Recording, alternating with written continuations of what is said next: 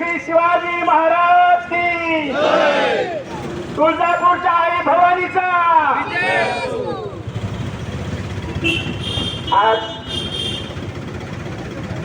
पलीकडे गेलेल्या आणि त्यांच्या सोबत असलेल्या लोकांचं हिंदुत्व इतकं कडवट आहे की त्यांना जय भवानीवर आक्षेप आहे। महाराष्ट्राच्या आई भवानीचं नाव घेणं म्हणजे त्यांना शिवसेनेचा प्रचार केल्यासारखं वाटतं। ही आमची आई भवानी तुळजा भवानी आहे, महाराष्ट्राचं आराध्य दैवत आहे। आम्ही तिचं नाव नाही घेत, निवडणूक आयोगवाले पोलीसवाले कोणी असेल, आम्ही जय भवानी बोलणार। जय भवानी, जय भवानी।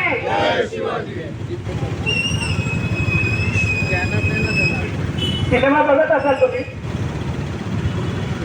सिनेमा बघताना शेवटचा जेव्हा सिनेमा संपत येतो आणि विलनच्या असं लक्षात येतं की त्याला हिरो काय आपल्याला सांभाळता येत नाही, आपल्याला धोईजड होतो।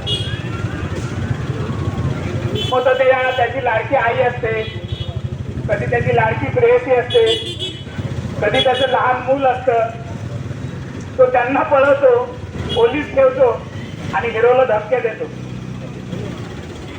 आज मोदी बाबांचं तेच चाललेलं आहे, जे मनाला येईल ते बरोबर। काय तर म्हणे भाजप हारली, मित्र भाजप जर हारली तर पाकिस्तानात फटाके फुटतील। इथं पाकिस्तानात त्यांचे खायचे स्वतःचे वांदे झालेले आहेत आणि ते तुमच्यासाठी फटाके फोडणार। अरे तुम्ही हारले तर फटाके फुटले तर ते कदाचित चीन मध्ये फुटतील। चीन पे पाकिस्तानपेक्षाही चीन आपला जास्त दुश्मन आहे आणि या देशाचे व्यापारी संबंध चीनपेक्षा जास्त। आज चीननी जी काय गिळंकृत केलेली जमीन आहे आम्हाला त्याच्याविषयी काही वाटत नाही, परंतु आम्ही पाकिस्तान मधल्या अब्दुल पंचरवाल्याची ठासली की आम्ही खुश होतो। हे आमचं हिंदुत्व आहे। आणि तो गरीब पंक्चरवाला आहे, ते दाऊदची ठासायची सोडून त्या अब्दुल पंक्चरवाल्याची कुठे ठासताय तुम्ही? हे असे नीच लोक आहेत, वेगवेगळे नाव। परवा ते राहुल गांधींना बोलले की टेम्पो भरभरून अदानी आणि अंबानी यांना पैसे देतात। ठीक आहे, देतात, तुम्हाला माहित आहे ना। मग ते ईडीवाले तुमचे काय घरगडी आहेत का? पाठवा त्यांना त्यांच्याकडे। आणि हा देशातला केवढा मोठा विरोध, या अडाणी अंबानीला हा देश आंदोलन देऊन टाकला। प्रत्येक मुंबई महाराष्ट्रातली प्रत्येक देशातला व्यापार त्यांच्या हातात दिलेला आहे। आज फळवाला अंबानी, ज्यूसवाला अंबानी, पेट्रोलवाला अंबानी, तेलवाला अंबानी। हे कमी पडलं, देशभक्ती किती हलकटपणे करतात बघा, लक्षात ठेवा। हे कमी पडलं म्हणून आपल्याकडे दिंडोरा पिटवला जातो की काश्मीरचा 370 कलम रद्द केलंय। त्यांना पाहिजे 370 कलम मध्ये अ आणि ब आहे, त्यातलं फक्त ब रद्द केलेलं आहे आणि ते ब रद्द करून अनिल अंबानीला तिथली जागा दिलेली आहे। वास्तविक जे काश्मीरी पंडित विस्थापित झाले होते त्यांना जागा देणं हे महत्वाचं होतं, ती जागा अनिल अंबानीला दिलेली आहे। आज तुमच्या हातात ज्या इलेक्ट्रिक गाड्या येत आहेत ते लिथियम त्या काश्मीरच्या जमिनीमध्ये मिळतं आणि म्हणून त्यांना ती जागा दिलेली आहे। ते अनिल अंबानी काय म्हणतात, ते काश्मीरी पंडित आहेत। कोणी प्रश्नाचं उत्तर द्यावं माझ्या। आणि आमचे हरामखोर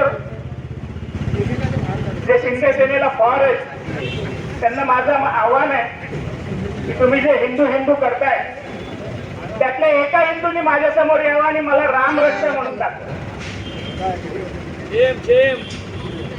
एकालाही राम रक्षा म्हणता येत नाही।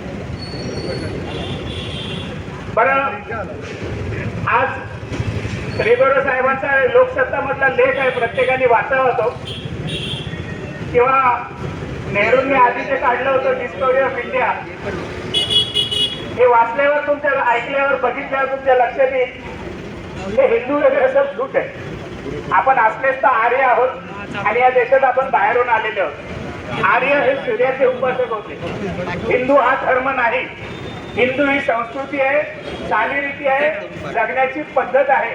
आणि हे तुमचे सेठ सुद्धा बोलतात बरं का, एकटं सुनील भूमकर नाही बोलत. आणि मग जो हिंदू धर्म म्हणून तुम्ही नाचताय, त्या श्रीकृष्णाच्या गीतेत तरी सांगितलंय का हिंदू धर्म काय आहे ते? कर्माला प्राधान्य देणारी ती गीता आहे. इथे त्यांनी कुठेही सांगितलं नाही की ते कौरव होते ते मुसलमान होते. रामाने तिथं कुठेही सांगितलेलं नाही की तो रावण होता तो मुसलमान होता. शूर आणि असुर, माणूस आणि राक्षस याच्याची लढाई होती. आज सुद्धा तीच चालू आहे. आपण शूर आहोत, ते राक्षस आहेत. पण ते राक्षस एवढे आहेत. आज मुंबईचे काय, महाराष्ट्राचे काय, जे देशातले जर उमेदवार तुम्ही जर ते निवडून पाहिले, तपासून पाहिले, तर आज आपलं साधं उदाहरण आपल्या अनिल भाऊच्या विरोधात कोणाला उभं केलेले? शिवसेनेच्याच फुटून गेलेल्या एका हरामखोर गद्दार माणसाला उभं केलं. आणि हे प्रत्येक ठिकाणी केलेलं आहे त्यांनी. नाना पाटेकरचा तो सिनेमा आला होता परिंदा, त्यात तो नाना पाटेकर म्हणतो भाई भाई का प्यार आ गया मी तो गोली मारतो. तो परिंदा होता, हे दलित आहे. तर अशा प्रकारे जर हिंदुत्व तुमच्या डोक्यात बसणार असेल तर हा देश केवळ तालिबानकडे जाईल, केवळ तालिबानकडे जाईल.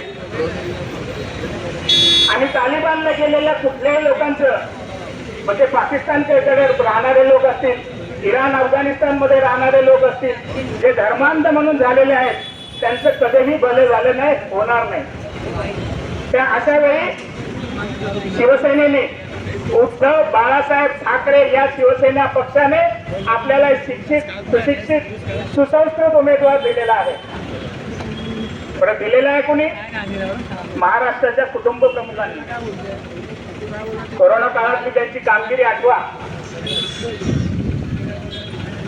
या कामगिरीला मुंबई महाराष्ट्रातून नाही, देशातून पाठिंबा मिळाला होता. आणि या देशावर, या महाराष्ट्रावर, मुंबईवर ठाकरे घराण्याचं किती प्रेम आहे यासाठी कोणी तराजू घेऊन बसायची गरज नाहीये.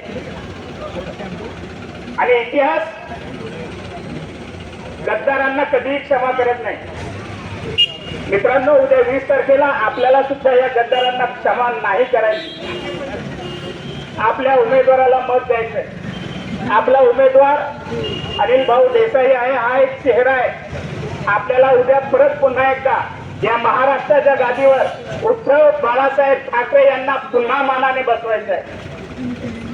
ज्या अत्यंत हरामखोरपणे, नीचपणे डाव खेळून मुंबई, गुवाहाटी, सुरत, गोवा मार्गे ज्यांनी 50 खोके घेतले, त्या हरामखोर लोकांनी जे नीच डाव खेळले, ते सगळे डाव आपल्याला हाणून पाडायचे. आणि हाणून पाडून ज्यांना पाय उतार करायला लावलं, त्या उद्धव साहेबांना आपल्याला परत एकदा या राज्याच्या गादीवर बसवायचं आहे. आणि त्यासाठी श्री अनिल भाऊ देसाई यांना आपल्याला प्रचंड बहुमताने निवडून द्यायचंय. उद्या 20 तारखेला निवडणूक आहे. डोळ्यात तेल घालून जागे राहायचंय. आमचे राणेसाहेब प्रत्येक ठिकाणी सांगतात की मताची किंमत नाही, मताची किंमत नाही, मताची किंमत नाही. अरे त्या हरामखोरांकडून काय मिळतील ते घ्या आणि बटन फक्त आपल्या मशालीचं दाबा. ते सगळे पैसे आपले आहेत, सगळे पैसे आपले आहेत. यांच्या बापांकडून कमवण्याला गेले नव्हते. काय होती तुमची लायकी? गट प्रमुख, शाखा प्रमुख, नगरसेवक, आमदार, खासदार होता आणि सगळ्यांना तुमच्यावर अत्याचार होतात. आपल्या अन्य अत्याचार आमच्यावर पण होत आहेत. जरा त्या लक्षात ठेवा मित्रांनो. उद्याच्या 20 तारखेला उद्धव बाळासाहेब ठाकरे या पक्षाच्या उमेदवाराला श्री अनिल भाऊ देसाई, अनिल यशवंत देसाई यांना प्रचंड बहुमताने निवडून द्यायचं. आपली निशाणी आहे मशाल. आपल्या इंडिया विकास महाआघाडीची निशाणी आहे मशाल. आपल्या महाराष्ट्राची निशाणी आहे मशाल. मराठी माणसाची निशाणी आहे मशाल. संयुक्त महाराष्ट्राची निशाणी आहे मशाल.